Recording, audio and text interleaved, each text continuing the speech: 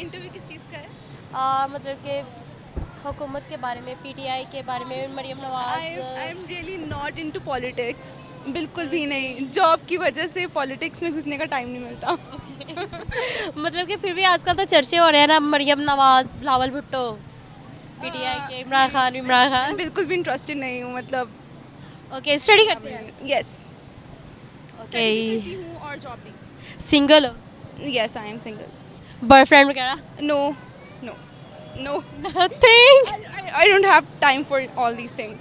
Yeah. Okay. I'm not really into all this stuff. तो आप मुझे क्वेश्चंस का आंसर। हाँ जी, पूछें। पाकिस्तान का वो कौन सा शहर है जिसमें 15 नुक्ते लिखते हैं? क्या? पाकिस्तान का कौन सा शहर जिसे लिखते वक्त 15 नुक्तों का इस्तेमाल होता है? खैबर पख्तूनख्वा। शहर? शहर। शहर। I don't know.